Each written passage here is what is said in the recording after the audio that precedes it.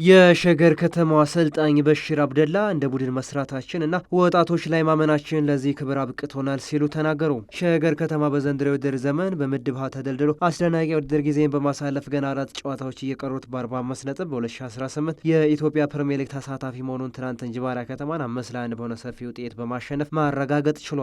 ወደ ፕሪሚየር ሊግ ለማለፍ የነበረውን አጠቃላይ ሂደት ዙሪያ ከብስራት ቴሌቪዥን ስፖርት ዝግጅት ክፍል ጋር ሰፋ ያለ ቆይታ ያደረጉት የቡድን ዋና አሰልጣኝ በሽር አብደላ እንደ ቡድን መስራታችንና እንደ አሰልጣኝ ደግሞ ወጣቶች ላይ እምነት መጣሌ የፕሪሚየር ሊጉን ትኬት ለመቁረጥ አስችሎኛል ብለዋል። ወጣቱ አሰልጣኝ በሽር አብደላ የውድድር ዘመኑን ስንጀምር በራሴ መንገድ ቡድኑን በማዋቀሬ ከዚህ ቀደም ከነበረው ዓመት በዚህ ዓመት ነገሮች ቀላል እንዲሆኑ አድርጎልኛል ሲሉም ተናግረዋል። አሰልጣኙ አያይዘውን በተለይ ደግሞ የሸገር ከተማ ስፖርት ክለብ አመራሮች ስራዬን በነጻነት እንድሰራ አግዘውኛል። እኛ ሀገር ይህ አልተለመደም። ለሸገር ብቻም ሳይሆን ለሀገር የሚያስፈልጋሉ። ስፖርቱ የሚፈልገው ነገር በከፍተኛ ትኩረት ይተገብራሉ። ለዚህ ደግሞ ውጤቱ መሰከር ነው ብለዋል። ስለዚህ ሁሉም ሰው ከሸገር ከተማ ስፖርት አመራሮች ትምህርት ሊወስዱ ይገባል ሲሉ ምስጋናቸውንና አድናቆታቸውን ለአመራሮቹ ለግሰዋል። ሸገር ከተማ በኢትዮጵያ ዋንጫ ሩብ ፍጻሜውን የተቀላቀለ ሲሆን የፊታችን ቅዳሜ ከባህር ዳር ከተማ ጋር ጨዋታውን ያደርጋል። ለዚህም እስከ ፍጻሜው በመድረስ ታሪክ ለመስራት በዝግጅት ላይ እንዳሉ አሰልጣኙ ለብስራት ቲቪ የዩቲዩብ ቻናል ጨምረው ገልጸዋል።